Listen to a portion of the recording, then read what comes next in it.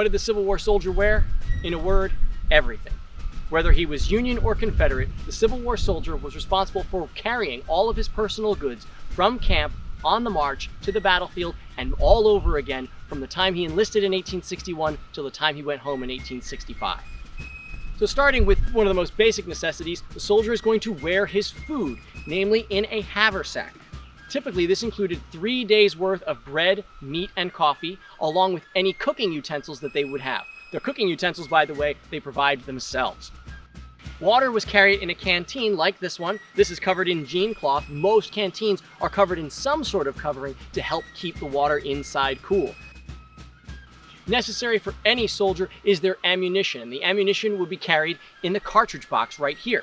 The cartridge box would probably weigh between 4 or 5 pounds because it is full of 40 rounds of lead and the powder that goes with it. So it seems easy to carry it on my body right now, but imagine this loaded down with 4 or 5 pounds, and you've got an idea of what it might be like to carry this on the march.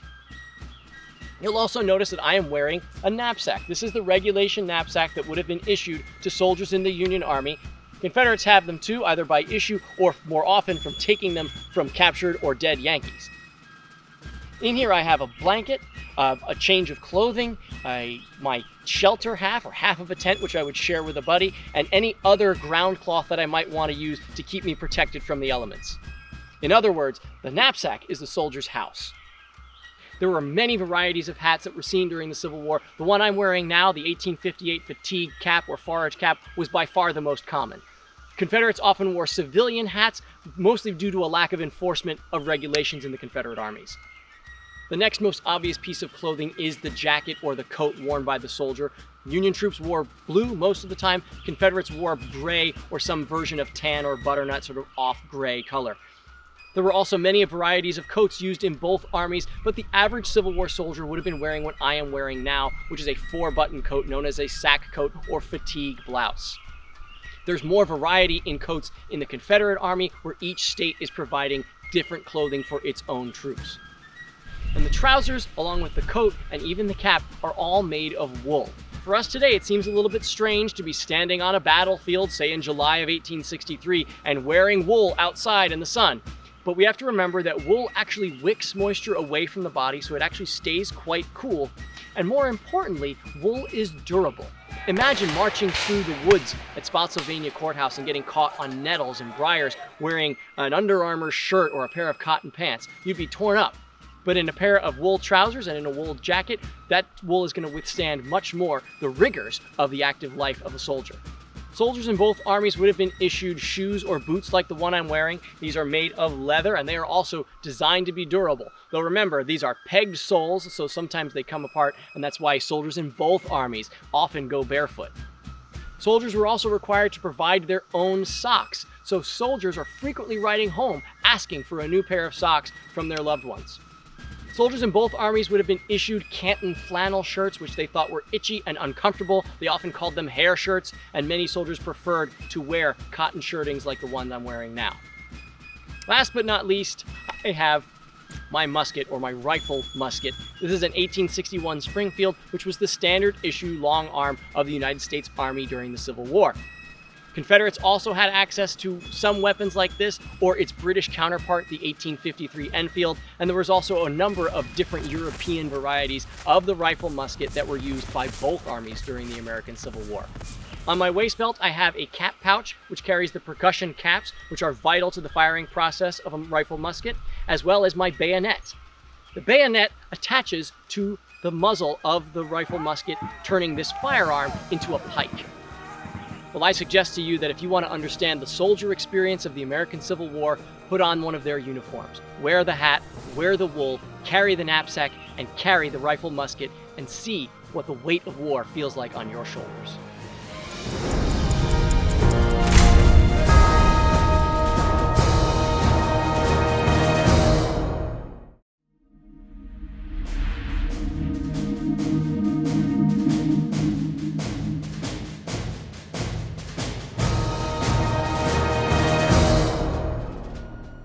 The Shenandoah Valley stretches for nearly 180 miles from Harpers Ferry in the north to Rockbridge County in the south. It's bounded on the east by the Blue Ridge Mountains and on its western side by the Alleghenies. In the early part of 1862, Stonewall Jackson remarked, "If this valley is lost, Virginia is lost." And to me, this very brief statement has always captured the essence of the Shenandoah Valley's importance during the Civil War. In the decades prior to the Civil War, the Shenandoah Valley was an economically vital region. 20% of the wheat crops produced in Virginia and 30% of the rye crops produced in Virginia were grown right here in the Shenandoah Valley. During the Civil War, the Shenandoah Valley was essentially like a magnet for Union and Confederate armies. For Confederate forces, this was a place from which they could launch invasions into the North. It was a place from which they could threaten the capital at Washington, D.C. And also, the Shenandoah Valley provided an opportunity to be used as a strategic diversionary theater of war, as it was used during Stonewall Jackson's 1862 Valley Campaign and again in the summer of 1864 with Jubal Early's Valley Campaign. For Union forces, the Shenandoah Valley was a place from which Northern armies could blunt invasion into the North, a place from which Washington, D.C. could be defended, and also a place that Union armies came to try to eliminate the very rich sources of crops and supplies in the Shenandoah Valley so that it could no longer be used as a source of provender to Confederate armies operating in the Commonwealth of Virginia. Throughout the Civil War in the Shenandoah Valley, the fighting here was incessant. By one account, there were 326 different engagements fought in the Shenandoah Valley. So on average, one every 4 days, there is something happening somewhere in the Shenandoah Valley. Some of the Civil War's most storied battles and campaigns occurred here in the Shenandoah. The battles of Jackson's 1862 Valley Campaign, which helped secure Richmond's defense at that point in the war. The Second Battle of Winchester, fought in mid-June of 1863, which thrust open the gates of Confederate invasion into Pennsylvania. And of course, the most significant of all battles here fought in the Shenandoah Valley, Cedar Creek, fought on October 19, 1864. This was the engagement that finally wrested the Shenandoah Valley from a once firm Confederate grip and also helped secure President Abraham Lincoln's bid for re-election in November. But it's important to remember that what happened here in the Shenandoah Valley did not occur in some far-off hinterland. Caught in the midst of all of this were the Shenandoah Valley's civilians. Now, while the majority of people living in the Shenandoah Valley were pro-Confederate sympathizers, about 10 to 15% of the valley's white population were pro-Unionists. About a quarter of the valley's population were free black and enslaved. Throughout the conflict, these people had to deal with the harsh realities of war. There was an aggregate effect of armies marching every single day, acres of woods being depleted by armies using them to build huts and firewood. And the Shenandoah Valley civilians, they were caught in all of the middle of this. By the spring of 1865, when the Civil War's guns fell silent, the Shenandoah Valley really was just a mere shadow of its former self. When he returned home to the Shenandoah Valley, Confederate cavalryman John Opie, who was a native of Clark County, Virginia, wrote, "This valley, which once blossomed as a flower garden, was now one great scene of desolation and ruin."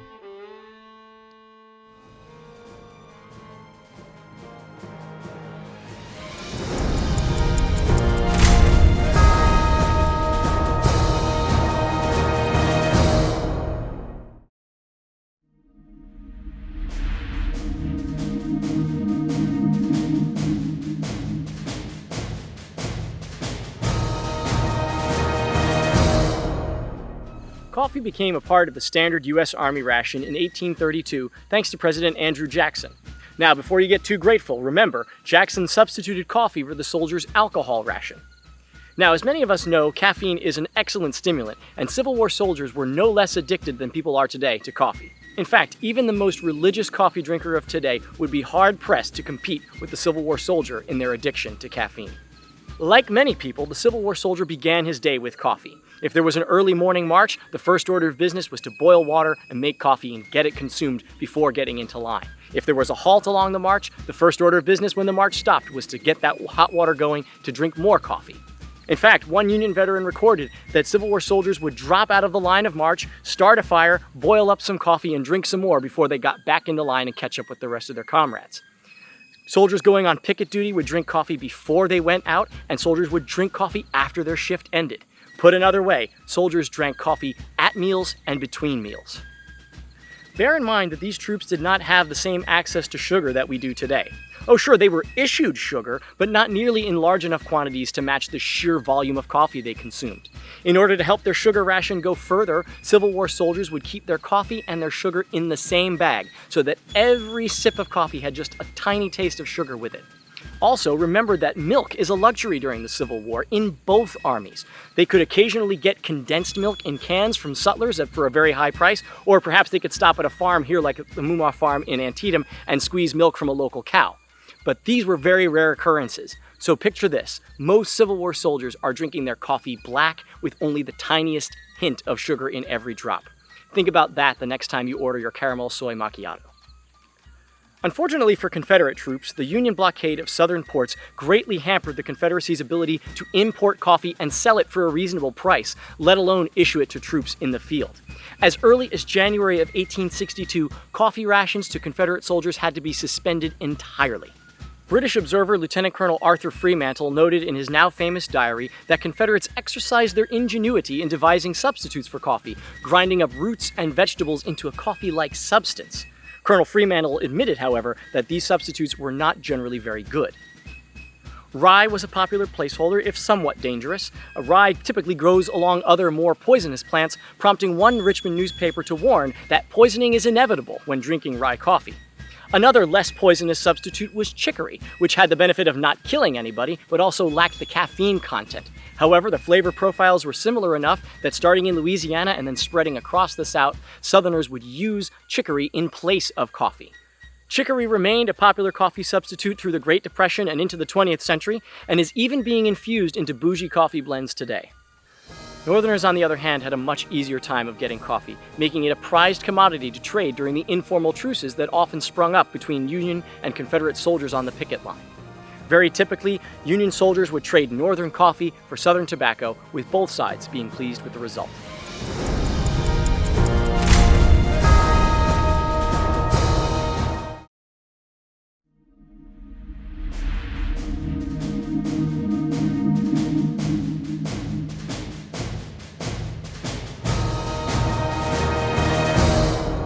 The story of the respective home fronts during the Civil War is a very interesting and complicated one. The first thing people need to understand is that there are very different experiences depending on whether you live in the United States or the Confederacy. There are some commonalities. People on both sides became used to much more intrusive central governments. Both Abraham Lincoln and Jefferson Davis set aside the writ of habeas corpus at one time or another. On the United States side, of course, there was disruption. Congress passed income tax legislation and conscripted Union men into the Army, although if you live in the United States, you only had about a 1 in 2 chance of doing military service because the war didn't call on a higher percentage than that.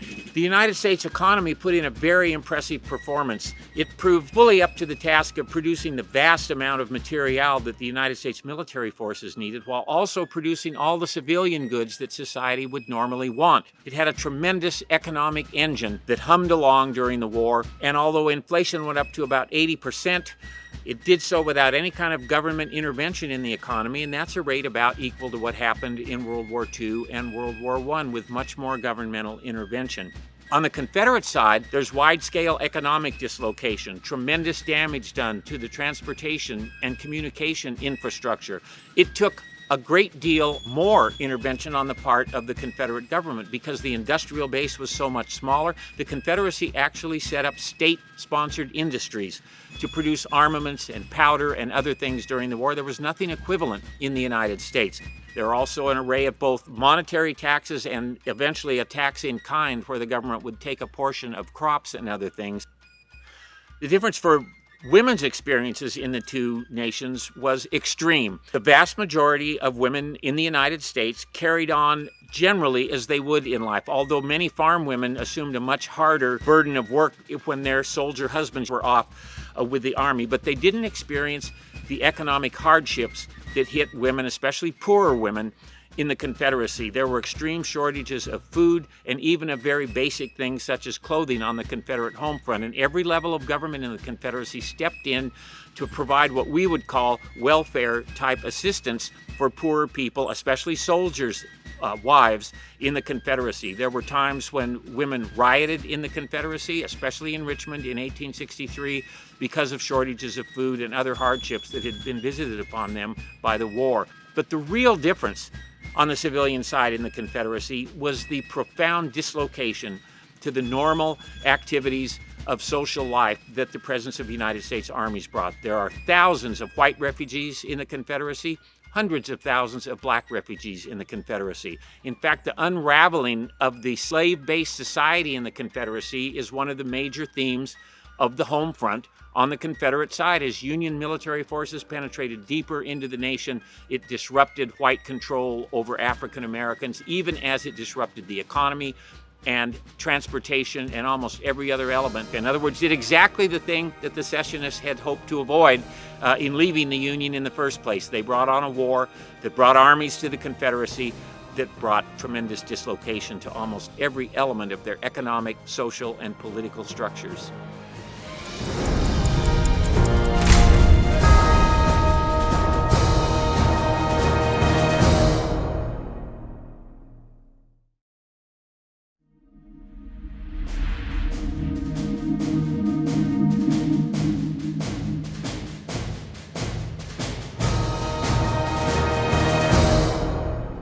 That contumacious blue belly issued mighty oaths when ordered to dislodge the Secesh from their redan.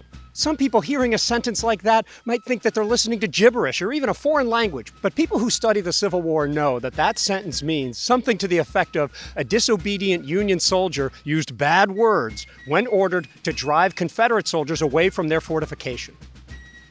And 19th century Americans used a wide variety of terms that might seem strange to us. Apprehend can mean comprehend. Terrific can sometimes mean terrible. If something is doable, it's often called practicable. People would often send orders but then say, with my compliments. They could use the term sanguine to mean they were confident of something or that something bloody was happening. People often abbreviated their first names. Jonathan is J-N-O. William is W-M.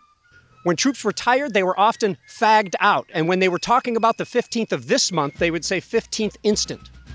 When you are marching toward an engagement and you are in the front, you are in the van. Your colors would be flying. Those are your flags. And then the ball would open, or you would see the elephant as the battle started. You might march by a parrot cannon. You'll see a cannon with a wrought iron reinforcement band around the breech called a parrot. Some of those cannons might actually be masked behind a hill. If you have a fake cannon, a log that looks like a cannon, that's a Quaker gun.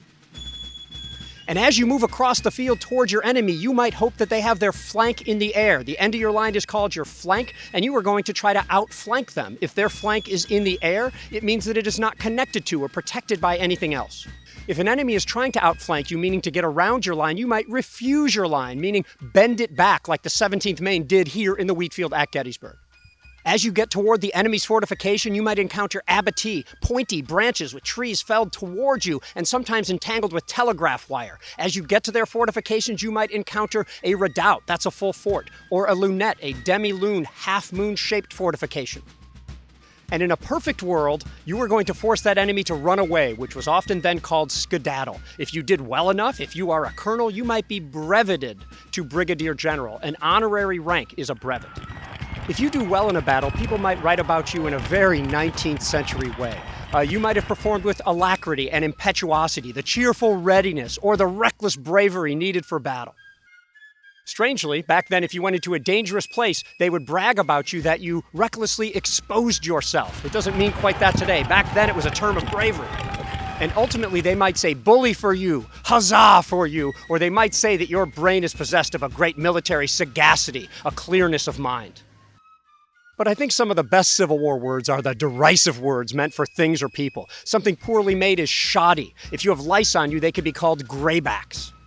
If you don't do your duty, you might be called a shirker, someone who shirks his duty. Or, if you're John Pope, the Robert E. Lee might actually call you a miscreant, somebody who behaves poorly. And soldiers loved to deride their dried vegetables, known as desiccated vegetables, as so bad that they were actually desecrated vegetables. The stuff of war might be called materiel, sounding almost just like material, but it has EL instead of AL. The stuff the soldiers carried might be called accoutrement or accoutrements. They wore brogans for shoes. If what they wore was sort of a brownish color, it was butternut. Their hats were kepis. When Union soldiers spent paper money, they were called greenbacks. And when you went with your friend, he might be called your pard, and you might eat with him, and that is your mess. So when you first start reading about the Civil War, keep a dictionary nearby because things are not always what they seem.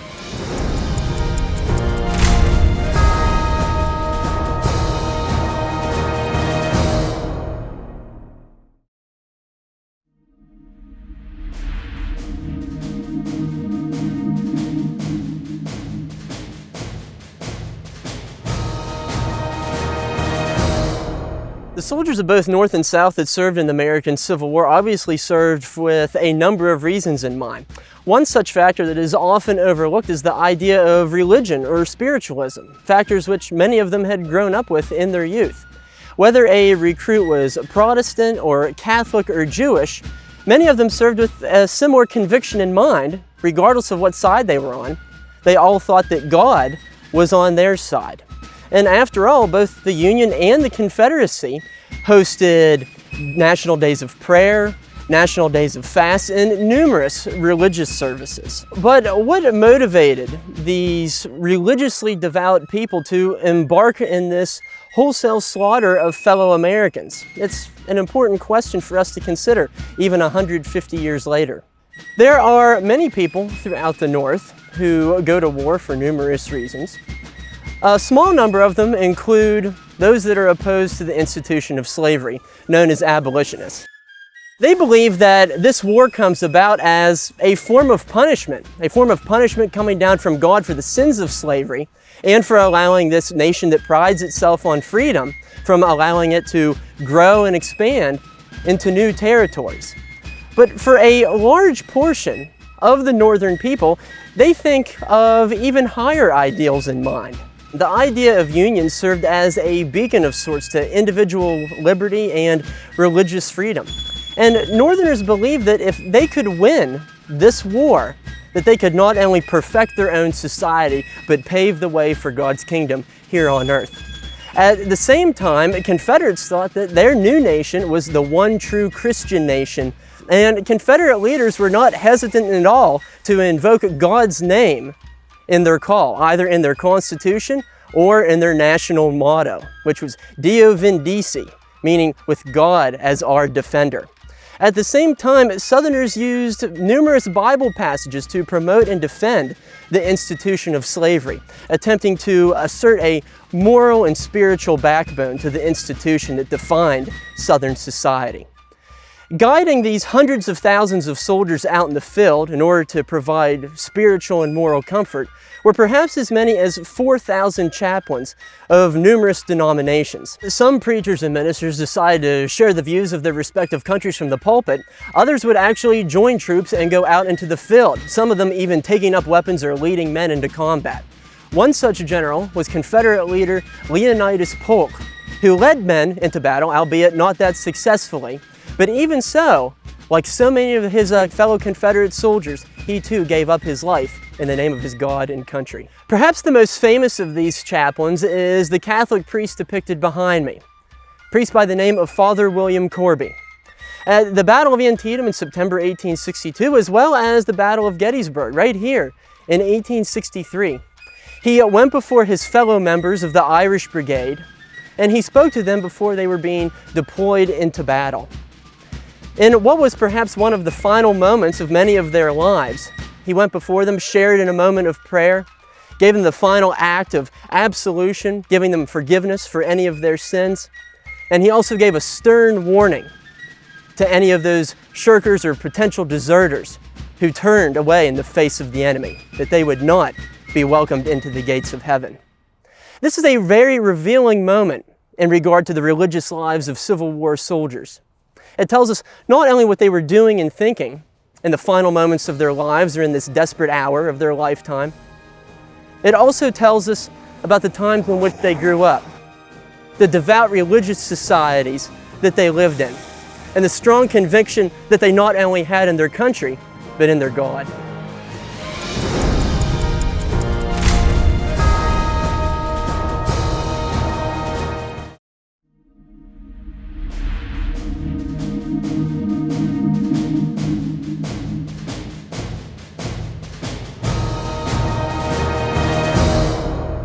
When you signed up to be a Civil War soldier, typically in your town or in a city near your town, you're going to go ahead and join a company.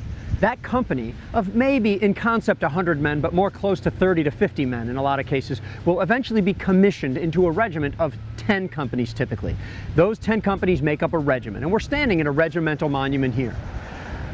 The numbers of men in a regiment changed a lot throughout the war, but in the middle of the war you could assume a regiment has about 300 men from the same town or county or state or part of a state. A regiment is typically commanded by a lieutenant colonel or a colonel, and those regiments are usually put together into things called brigades. The brigade is, in my opinion, the standard fighting unit of the Civil War. Battles, in my opinion, are fought by brigades. If you want to understand a battle, understand what the brigades did, and it'll all fall into place. Brigades are typically commanded by, appropriately, a brigadier general. Brigadier, brigade. A brigadier general will command a brigade. Sometimes, if that's not available, a colonel will. Sometimes even a lieutenant colonel, especially as it got later into the war. A brigade will consist of 2, 3, 4, 5, 6, even 7 regiments sometimes. But if you typically have 4 or 5 regiments in a brigade, and those regiments each have 300 or 400 guys, you're looking at about 1,500 to 2,000 men in a Civil War brigade. Brigades are grouped into divisions. Typically, Confederates put more brigades into their divisions. Yankees tended to put fewer. So you're often going to have 2 or 3 brigades into a Union division, but you'll typically have 3, 4, or 5 brigades in a Confederate division. Therefore, Confederate divisions are a lot bigger. Divisions are ideally commanded by major generals. Those major generals overseeing the brigadier generals and brigades below them. But both sides varied greatly on this. On the Union side, you're going to regularly have brigadier generals and in a few cases even colonels commanding divisions. On the Confederate side, that's much more rare. In the East and the West, you're usually going to have major generals commanding divisions. And not only major generals that went to a military school, the Virginia Military Institute, West Point when they were back in the North, or of course the Citadel. So you're going to have a different treatment when it comes to these divisions. Either way, a couple of divisions, 2, 3, or even 4 divisions makes up a corps. Both armies did it that way. A corps is ideally commanded in the South by a lieutenant general, and it usually was indeed, sometimes by major generals. And on the Union side, a corps is usually commanded by a major general, though sometimes brigadier generals did it as well. These corps will then be grouped 1, 2, or 3, or sometimes even 4, or 5, or 6, or 7 into an army. So in summary, both armies, both the infantry and the cavalry, are organized into companies, into regiments, into brigades, into divisions, into corps, and into armies. Memorize that and you'll understand the Civil War just a little bit better. The artillery is organized differently from the infantry and the cavalry. The artillery is, of course, cannon-based, and one cannon is called a piece. And if you put 2 cannons together, you get a section, okay? That section is typically commanded by a lieutenant. And if you put a couple of sections together, 2 or 3, you actually have a battery. A battery in the South is 4 cannons on average, and in the North, it's about 6 cannons on average, although both sides changed in that respect. And that battery on both sides is ideally commanded by a captain, but often commanded by a lieutenant as well. A battery might have had about 120 to 150 soldiers in it. These batteries could be attached throughout the Army, throughout the war, in different ways. But either way, as the war went on, both sides came up with a system where they could group batteries together. The South eventually would group batteries by battalions, and the Yankees would group batteries by brigades. Not a whole lot of difference between them. The Confederate battalions tended to be bigger than the Union brigades. What's more important is how they were attached, and ultimately both sides realized that early in the war, when they had individual batteries and battalions attached to specific infantry units, it wasn't working because you could be in a tight spot and not have all the artillery you needed. So both sides developed a huge artillery reserve where they would have a certain number of battalions and brigades of artillery that the Army commander, that the chief of artillery could command and get into the right part of the battle at the right time.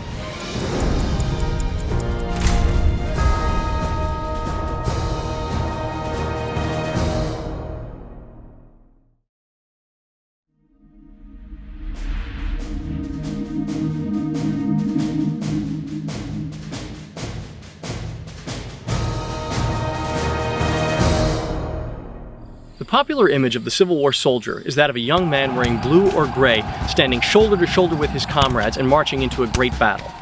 However, only a small portion of the soldier's life was spent in combat.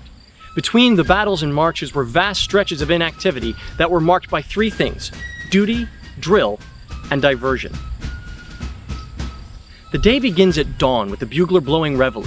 At this, all the men rise from their tents and fall in for roll call. At this point, men are assigned to the various fatigue duties, manual labor that keeps the army running. This can include cooking, cleaning, building roads. In the cases of artillery or cavalry, this includes the care and grooming of horses.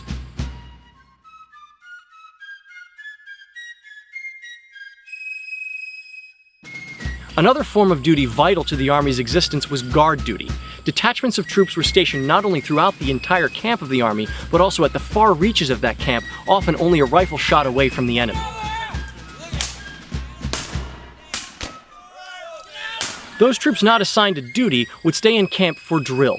Drill is an essential part of the soldier's life. This is how he learns to handle his weapon, how to march in formation, and how to execute the various battlefield maneuvers that will be used in combat. Drill can be broken down into three various forms. Drill by the squad, in which a non-commissioned officer leads 6 or 8 men in practicing of maneuvers or the manual of arms. Drill by the company, in which a company commander or a captain leads up to 100 men in battlefield maneuvers. And then finally, drill by the battalion, in which all 10 companies of a regiment are formed on the parade ground and execute the vast sweeping maneuvers that come to mind when we think of Civil War battles. When not drilling or performing some other vital task for the Army, men had precious few forms of diversion with which to occupy their time. The most popular by far was reading and writing. Men were desperate for news from home or the outside world, and they got it from whatever source they could, whether it was an often read newspaper or a cherished letter from a loved one. Men could also be found playing cards or chess, or also involved in some of the various social clubs that were formed throughout the Army, whether it was Bible study groups, glee clubs, or drama troupes that would perform on special occasions.